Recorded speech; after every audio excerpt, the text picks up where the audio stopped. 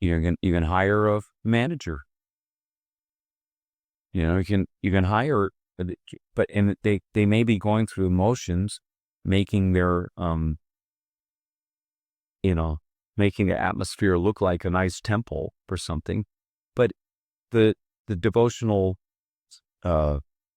substance is lacking. So here we're talking about the distinction between form and substance. So it's important to acknowledge the need for there to be genuine, pure devotional substance in the Kīrtan in order for the Kīrtan to actually be successful. If the Kīrtan is lacking genuine, pure devotional substance, that means that the Kīrtan should be dominated by pure devotees. And pure devotees means who chants śuddha-nāma. Those who are chanting nāmābhāsa are not pure devotees yet, even though they may be on the threshold of pure devotion as neophyte devotees in our movement, on the clearing stage or whatever.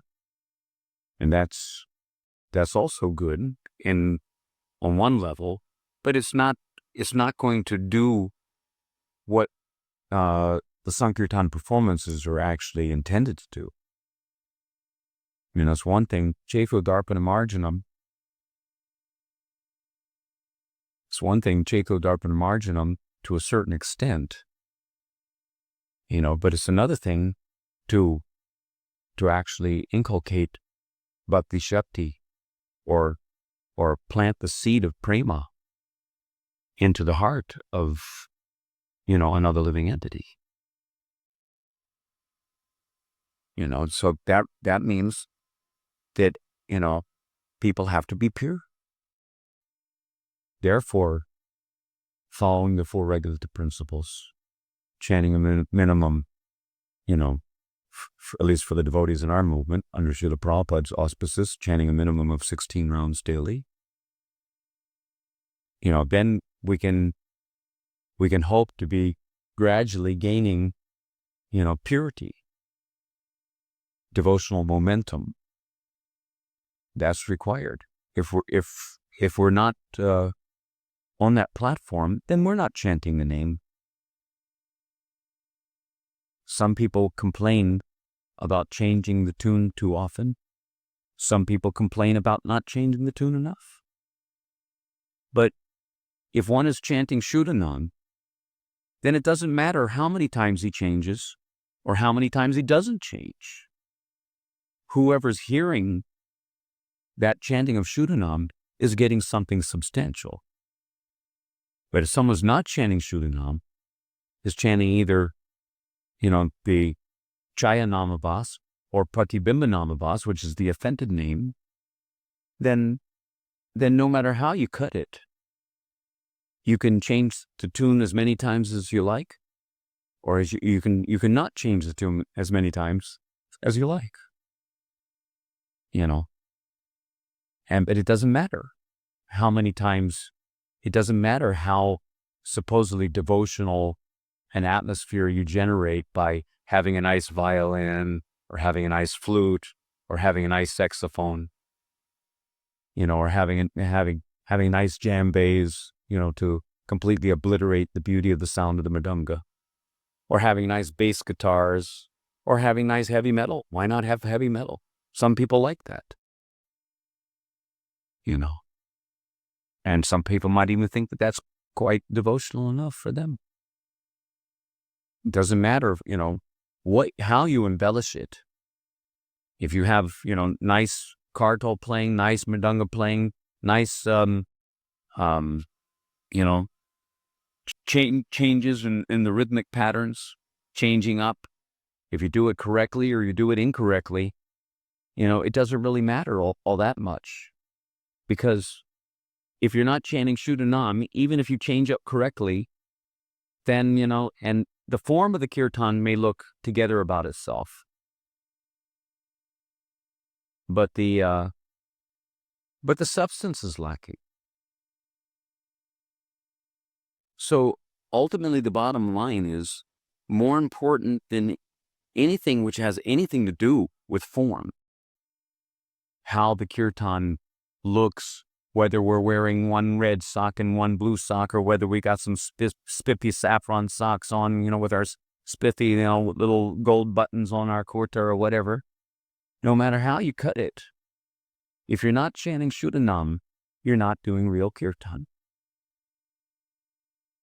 So then it seems to me some emphasis should be given, or some stress laid on whether or not the individuals involved are doing their level best to convince śuddha-nāma to appear in their heart and dance on their tongues. Otherwise, anyone can chant the syllables, nāmābhāsa, nāma nahi. We say, Harinam, Harinam, but is it Harinam or is it nāmābhāsa? Just an alphabetical configuration of syllabic sound vibration, but Prabhupada is told that a sinful person, someone who's not following the regulative principles, that such a person cannot chant the holy name. And even someone's following the regulative principles, but if he's not actually chanting śuddha-nāma, he's not chanting the holy name, which is non-different from Kṛṣṇa. Bhaktisiddhanta Saraswati says that only a Mahabhagavad has the fitness to bestow the pure name which is identical with Kṛṣṇa. So then we have to ask our question, that are we actually coming to the standard which is required to practically act as viable instruments in the hands of the predecessor acharyas, as viable representatives of Lord Chaitanya's Saṅkīrtan movement? Or are we just satisfying ourselves that our quasi-Kṛṣṇa conscious, so-called Kīrtan, or a Bas Nam Kīrtan, is good enough, for conditioned souls like us? So really, before we enter into any discussion concerning, how to generate a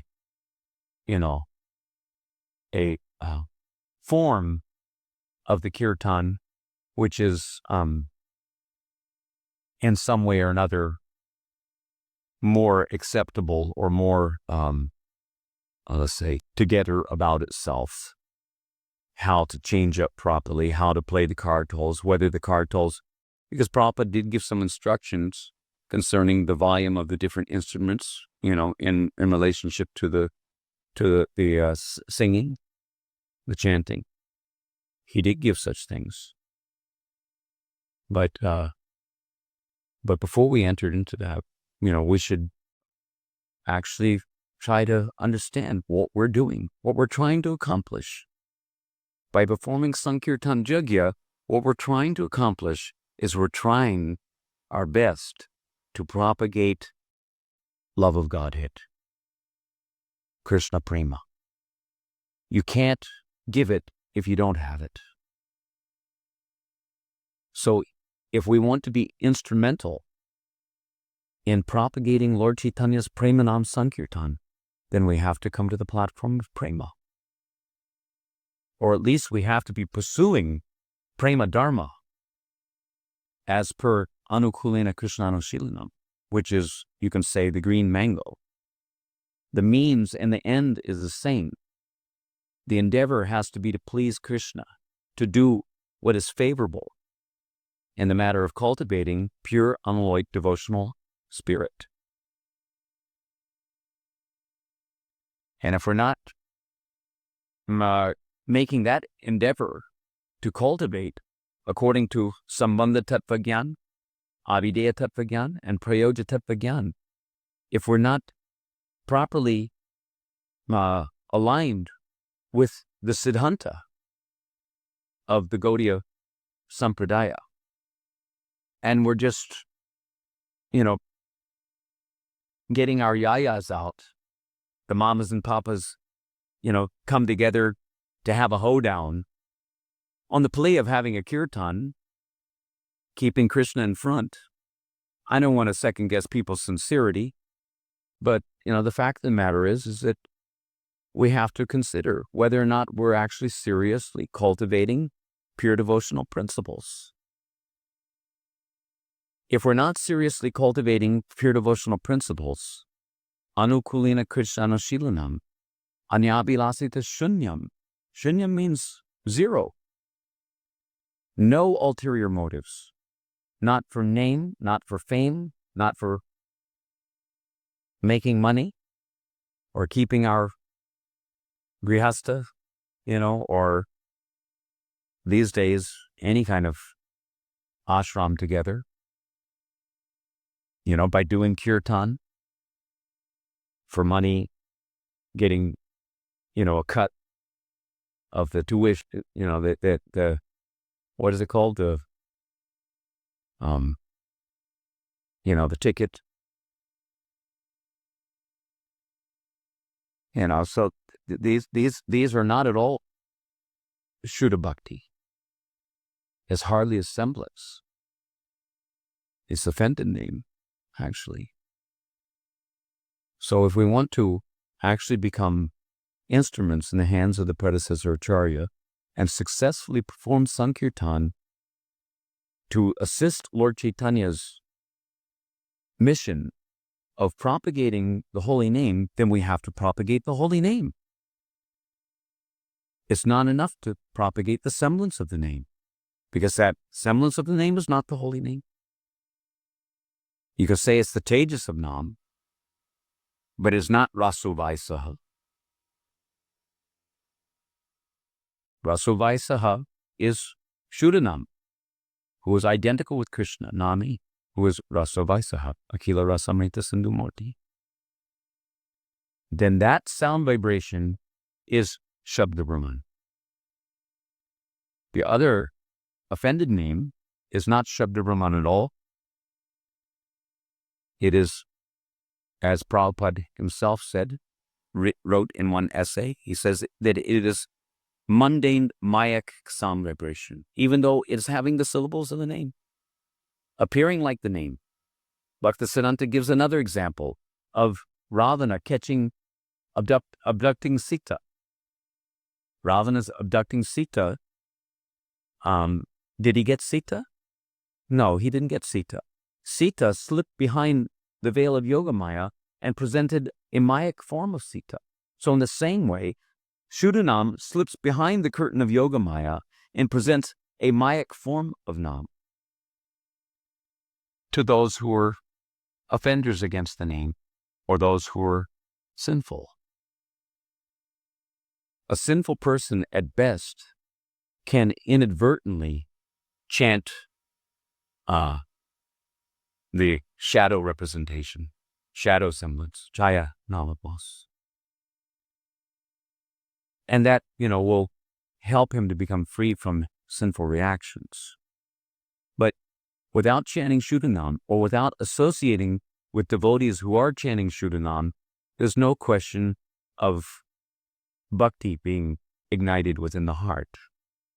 Prema or prema bhakti is like the fire dormant in the wood. The example is given that the fire is already there, dormant in the wood, but it takes association with another fire to bring out that fire. Therefore, shravanadi shuddha-chitti koraye udoya. It is awakened by hearing pure name, shravanadi, first hearing from the lips of a pure devotee. Shravanadi shuddha-chitti. Shravanadi means hearing and then chanting, remembering, etc. Koraye udoya. It is awakened. But you can hardly expect to ignite the fire of prema bhakti if you continue to pour the water of material sense gratification and mundane conceptions, material conceptions about the proper progress of the Saṅkīrtan movement on the wood of the heart. If we don't dry out the wood by fasting from material pursuits, then then you can hardly expect the wood of the heart to manifest the natural fire of love of Kṛṣṇa, which is dormant in every living entity. Nitya Siddha Kṛṣṇa Prema Sadhya Kavalnoi. Comes from nowhere else. Comes from your heart. Your love is your affair with Kṛṣṇa. Your consciousness, your attraction, your feelings toward Kṛṣṇa. But by proper association, it's possible for that love to be, let's say, brought out, enhanced, brought about, you can say. So extremely important that if we want to actually perform Saṅkīrtan, then we have to become pure. That means pure intention. And pure intention means that you at least have to have a mango seed. The mango seed sprouting into a mango, let's say creeper or tree, as it were, and producing mango leaves and mango flowers and mango fruits, beginning with green mango fruit. If you don't have a mango seed, then how are you going to get a green mango fruit? If you don't have a green mango fruit, then how are you going to get a ripe mango fruit? So the prema fall has to be based on the prema bij. And what is the prema bij? It is śuddha bhakti lata bij. Śuddha bhakti lata bij means, very simply, shraddha, shabde, vishvas. Having heard shabde, shabde means shabda Brahman, having heard from the lips of a pure devotee in disciplinate succession the proper conception of what is genuine spirituality, what is real pure devotional understanding, ideal. When you've heard that, then Shravanadi, what is it? Shraddha Shabde Vishvas. Vishvas means that there's high regard, or you can say high estimation of the subject matter which is heard through disciplic succession. On that basis, Shraddha Shabde Vishvas, Sudridha. Dridha means very determined, and Sudridha means highly, very good determinations, very good, strong determination. Nischaya. Nischaya means decision. On the basis of having heard about the pure devotional ideal and the results of applying the pure devotional principles in one's life, meaning the attainment of prema bhakti and the attainment ultimately of going back home, back to Godhead, which can only be achieved going to Golok Dham, entering into the Braja Leela, can only be achieved if one is cultivating the unalloyed devotional principles.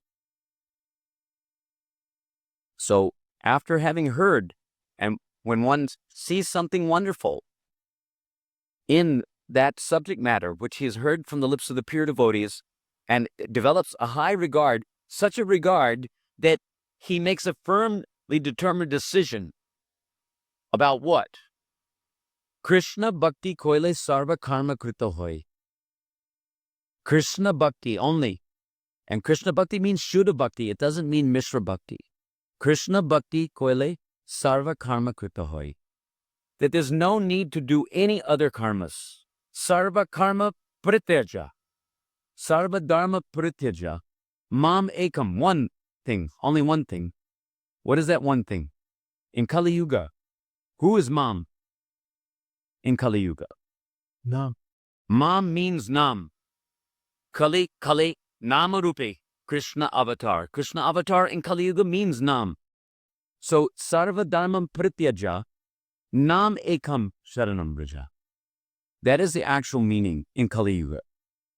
And it's very important for devotees to understand that if they want to be genuine Kīrtaniyas. All other dharmas, all other karmas, only one karma, Kṛṣṇa bhakti. And in Kali Yuga, Kṛṣṇa bhakti primarily means Saṅkīrtan yajna. And Saṅkīrtan yajna means śuddhanām Saṅkīrtan yajna.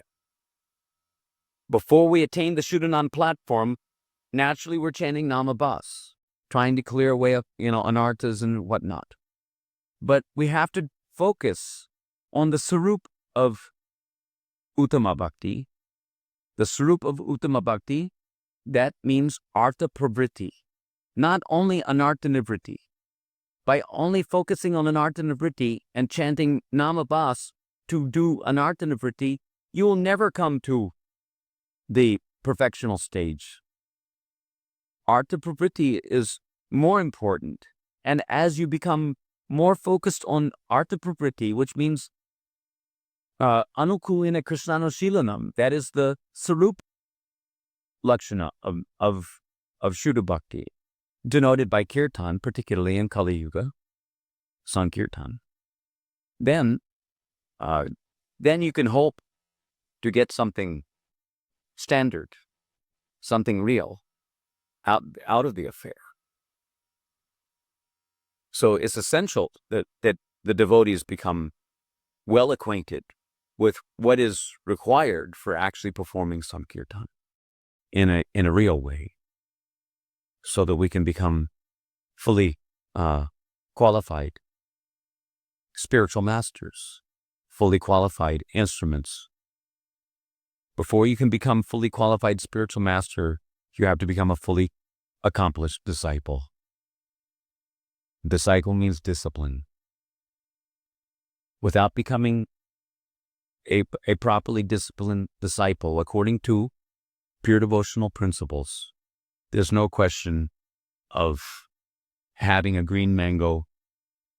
There's no question of having the ripe mango at long last.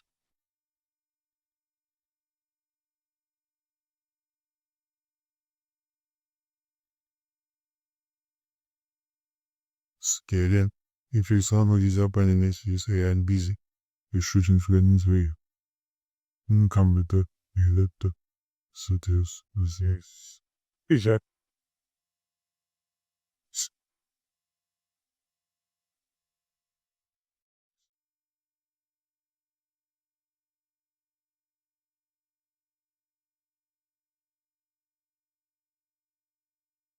Well, I don't know whether we're going in the direction that you're expecting they go in. I think it's at least portions of this, it can be edited, so as to, let's say, streamline the message to some extent, but we don't want to lose the actual import of the discussion. Yeah, I think it's good. It's wasn't what I was expecting. No, but I have to speak my heart. It's because when I saw the list of questions, I wasn't feeling actually satisfied that we're touching on the essence of what we're trying to accomplish as Saṅkīrtan devotees in Lord Chaitanya's Saṅkīrtan movement. So it's necessary to at least bring a little focus, on this point of discussion. Yeah, I can appreciate that. Then when we prove in the school. Yeah, there's two types of ruchi described in Madhurya Kadambini also. And a little discussion could be about that, because Bhaktivinoda Thakur in Jaiva Dharma says that one is chanting śuddhanām when one can understand that he's chanting śuddhanām, when one has profound ruchi for pure devotional practices. But then there's a discussion in Madhurya Kadambini about two types of ruchi, two levels of ruchi. One is ruchi, which is dependent on accoutrements, and the other is ruchi, which is not dependent on accoutrements. when we say accoutrements, it means more or less paraphernalia. Just like in the deity worship, he gives the example, Vishwanath Chakravarti Thakur gives the example that someone may have an interest in worshiping the deity or get some, taste out of worshiping the deity if the deity has all first-class nice silver paraphernalia and everything, the dresses and everything are first class. But he may not be so much interested in going to worship the deity if it's just, some crunky old brass paraphernalia or something, and maybe the dresses aren't so nice. So here's Kṛṣṇa standing on the altar checking you out. What kind of, devotional attitude do you have? Do you want to worship me or do you want to worship my paraphernalia? Do you want Kṛṣṇa or do you want Kṛṣṇa's armies? What are you really after?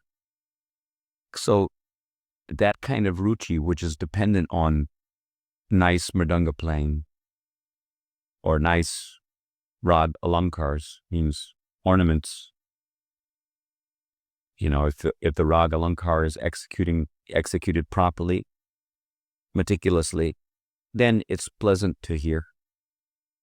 Just like professional reciters of Bhagavatam, they have, a knack for embellishing in a very poetic style, which keeps the money coming in, basically. Because people are enchanted by his way of presenting the thing because it is, nicely ornamented, poetic ornamentation or whatever. So, similarly with Kīrtan, if the kartals and the mridanga and the harmonium and nice violins and, flutes and what have you, don't forget the saxophones. If all these things are, nicely presented, then we enjoy, participating in the Kīrtan. But the question is, who is supposed to be the enjoyer? Is it that we're supposed to be enjoying the Kīrtan because it's nicely conducted with proper breakdown and proper, intonation and all the things which make for nice music to be enjoyed by either those who hear the Kīrtan or those who are participating in the Kīrtan, enjoying performing Kīrtan? But are we the enjoyer? And even on the higher platform of ruchi, if there's still traces of that Purusha Abhiman, that enjoying spirit, we may not be our enjoyment of the Kīrtan may not be necessarily dependent on, the accoutrements or the paraphernalia surrounding Kṛṣṇa, but we may have an attitude of enjoying Kṛṣṇa, which is kind of like Kubja's mentality. Enjoying Kṛṣṇa. But are we the enjoyer? Or is Kṛṣṇa the enjoyer? When we say who's the enjoyer, it's like that's a similar question is who is our audience? Is our audience the people in the public who are listening to the Kīrtan and we're trying to impress them in some way or another? That may be part and parcel of the package that we're offering to Kṛṣṇa for his pleasure, but we should always remember that it's Kṛṣṇa who is the audience of our Kīrtan performance, which should include the public as well. We're trying to bring the public on board by inspiring them to come forward, and perhaps they are not on the highest platform of ruchi, so therefore we try to do it nicely in order to inspire them, encourage them to come forward and participate in the Kīrtan or listen to the Kīrtan as part of the complete whole offering at the lotus feet of Kṛṣṇa. keeping Krishna's audience in mind. So it may not be the best thing under certain circumstances to just, it's just like Prabhupada instructed that in Mayapur, he said, why are we building this Rajasic building? Because who would come to see Bhaktivedanta Swami living under a tree? So therefore we're building a huge temple of understanding or whatever, this Adbhut Mandir and all these things, big Rajasic practically, and everything nice Disneyland to get people's attention is called candy coating the pill, so to speak, candy coating the medicine. But the medicine has to be there. If the medicine's not there, then all our candy coating or whatever, we may enjoy tasting the ornamentation, the raga lankars or the nice mridanga beats or the whatever it may be. But, is Kṛṣṇa enjoying? Kṛṣṇa doesn't need our patrams and pushpams. He doesn't need our fancy breakdown. He doesn't need our fancy mridanga playing. He doesn't need our, just so contemplative, slow meditative Kīrtan or whatever. And he doesn't need our runaway train, supposedly fired up Kīrtan. Is it really fired up or is it passionate?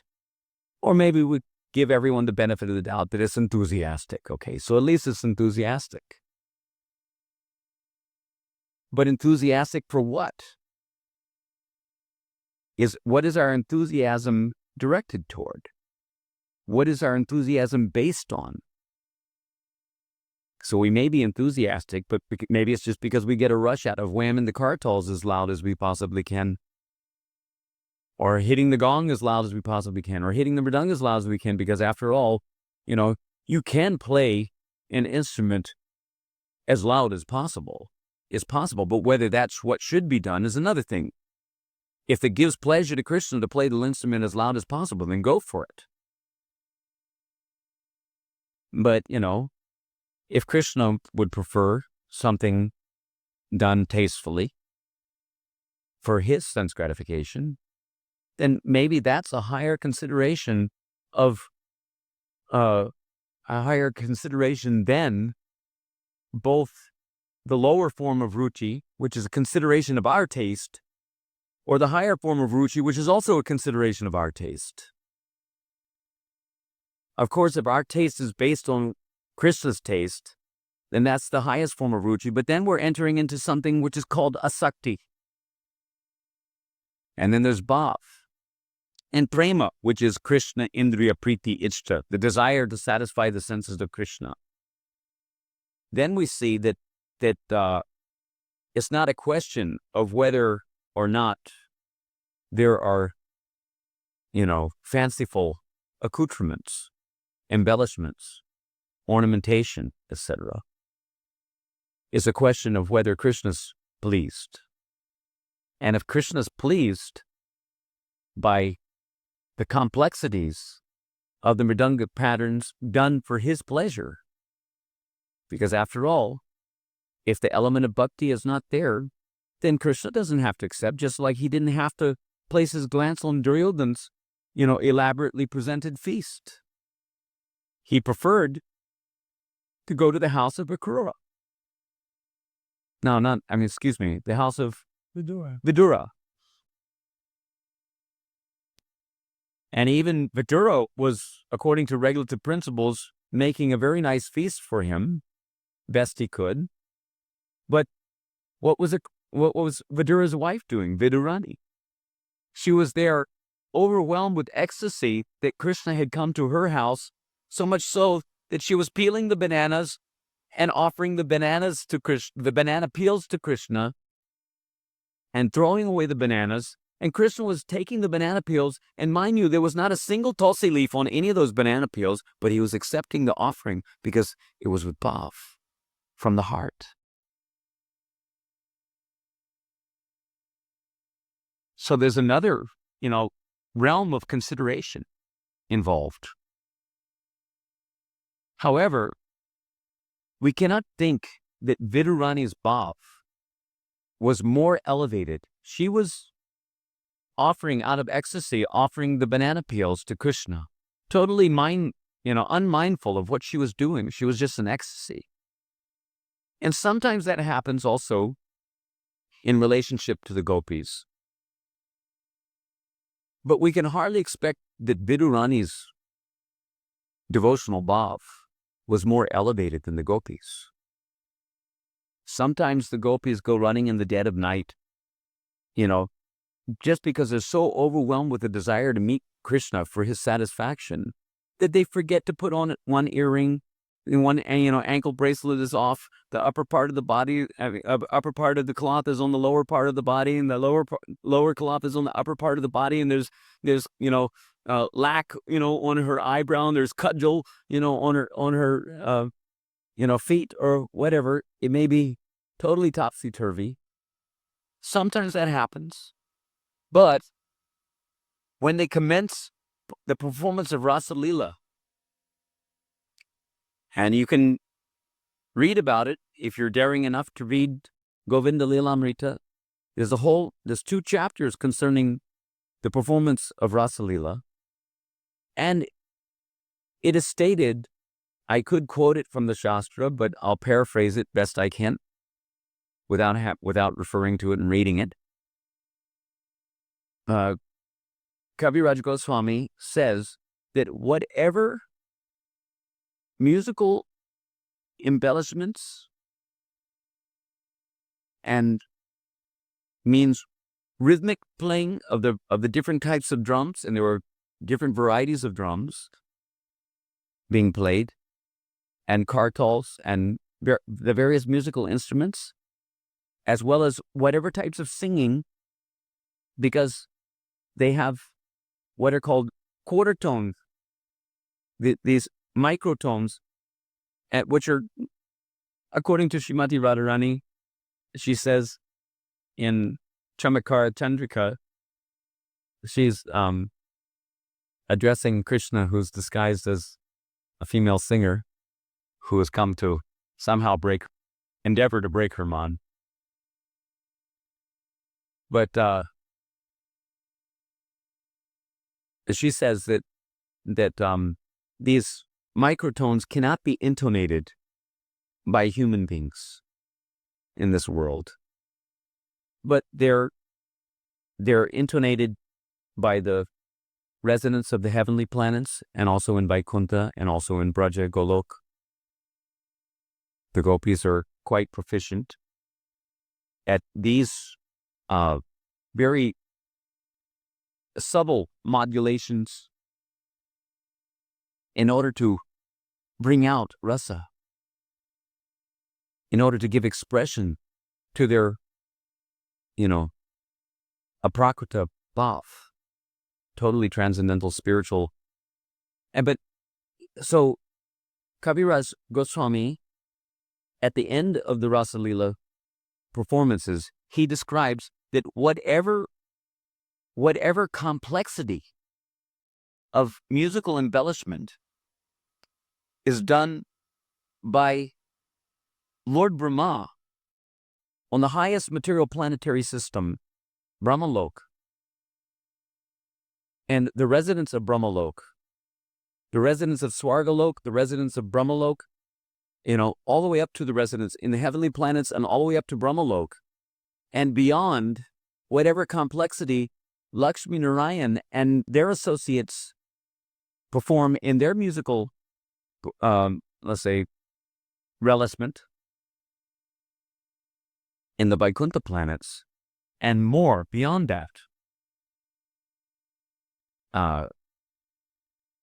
The gopis and Kṛṣṇa were performing, or engaging, you can say, these various embellishments and complexities. Extremely complex musical embellishments. So it's not that there's no place for complexity. It's not that there's no place for doing things nicely for the pleasure of Kṛṣṇa. It's a question of the attitude. It's not what we do. It's the attitude or the consciousness behind what we do. This be, you can say, the important consideration. We're not, actually against complexity. If someone can play the mridanga in a very complex and very tasteful way for the pleasure of Kṛṣṇa, then I say more power to him. He's closer to where the gopis are at. But if he's playing tastefully and complex for his own sense gratification, it's just like in my book I make a point that if a mridanga is usurped for the purpose of enhancing cinema songs, then is it a mridanga? It may sound like a mridanga. It may be played artfully like a mridanga would be played if the mridanga were to be played artfully. But is it actually a mridanga? It's a mridanga in name only. Because a mridanga is a mridanga when the mridanga is used for glorifying the holy name of the Lord or glorifying Kṛṣṇa, either Nam, Rup, Guna, and Lila. Then it's actually functioning as a mridanga. Otherwise, it's mridanga abas, or it's an offended mridanga, or whatever it may be. But it's not actually a mridanga, because it's not serving as a mridanga. Just like Prabhupada has many times made the point that Kīrtan means Kīrtan of Krishna's holy names. Sometimes they say Durga Kīrtan or this Kīrtan or that Kīrtan, but Kīrtan, that's not Kīrtan, real Kīrtan. Kīrtan means the names of Vishnu Tattva deities, Kīrtan, of the names of Kṛṣṇa. Then that's real Kīrtan. They can play the different musical instruments, for Durga, so-called Kīrtan, but that is not the real form of the musical instruments. Ultimately, the real form is the form of the musical instruments that are played in the spiritual world. There is mridanga in the spiritual world. There is kartal in the spiritual world. And one time Srila Prabhupada was asked, mind you, when he was asked what kind of instruments are there in the spiritual world, Prabhupada said that there's mridanga, there's kartal, and there's a little harmonium. He said there's a little harmonium, as if he imported the harmonium that he was fond of playing. He liked to play harmonium, and he was very good at playing the harmonium. So, if no one else had done it before him, Srila Prabhupada expressed in such a way as to indicate that he imported a little harmonium to the spiritual world. A little, not too much, a little more. Let's say more mridanga and kartas. So anyway, it's important to understand that that it's not just a matter of doing things simple. On one level, we keep the Kīrtan simple so as to bring less evolved, musically evolved devotees on board, so that they feel that they can easily follow the tunes or whatever. But there is a place for complexity also. However, as far as artfully doing something, it's just like, why does Kṛṣṇa create this material world? One of the main reasons why he creates the material world, because after all, he's a sportive personality, so he enjoys, as described in Jaiva Dharma, he enjoys seeing the beauty the enhanced beauty of his golden compassionate nature against the black background, contrasted against the black background of this material world. So there is such a thing as contrast. Contrast, even in the spiritual, even in the eyes of Kṛṣṇa, the idea of contrast for enhancing the beauty of something is there. He's a witty connoisseur. So he appreciates contrast also. So complexity against simplicity. If you have something which is totally, giving me a headache, there's so much complexity that it's hard to hang on to it all, and it's hard to appreciate any of it. But if there's some simple rhythmic pattern, and then suddenly the Mridanga player cuts into something which is extremely complex, and he gets a chance to show his stuff to Kṛṣṇa for Kṛṣṇa's pleasure, not to show his stuff to the girls. Please. Some quote-unquote devotees are kind of like that. They're more like yowling cats bewailing the want of their mates, as I say in my new and upcoming book. You've heard the cats in the heat.